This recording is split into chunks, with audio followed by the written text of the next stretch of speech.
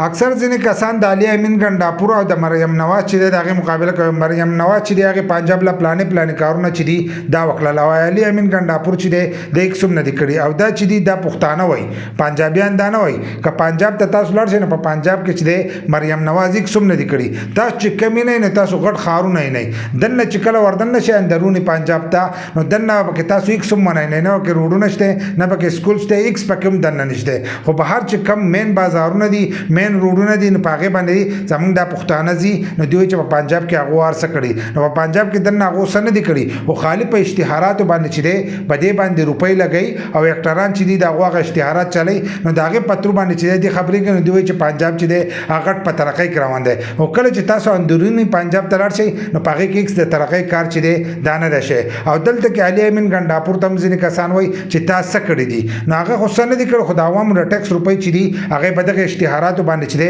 په دې نه دي لګولې نن سبا به تاسو په سوشل میډیا باندې ګورئ چې مریم نواز چې ده دنیا شي روپۍ چې دي هغه په دغه اشتهارات باندې چې ده په دې لګولې دي بل چې دا هغه تر چې ده هغه وزیر اعظم ده وزیر اعظم د ملک خو بیا هم خپل صوبې چې ده د سن دي کړي د دې نه مخکې د پلان چې ده هغه د ملک چې ده وزیر اعظم او په خپل صوبې کې چې ده دم سن دي کړي لکه دغه صوبې چې ده هغه شان پرتره او خالی په اشتهارات باندې چې ده موږ ته ولاکیږي موږ دلته پښتانه وایو پنجاب چې ده پاګه کې دومره په ترقۍ کار نشي نو پاګه کې یک سم نه دي شي زمنګ صوبې چې ده داتې وسم خره بل چې دا حکومت راشي نو دلته کې بدامنی چې ده دام سی واشي تاسو به نه پوجي اپریشن چې ده وسم روان ده د دې نه محکم د حکومت نو پاګه کو او کله چې د عمران خان حکومت راغی نو زموږ په صوبې کې بدلون پوره شو او امن چې ده دا پکې هم راغلو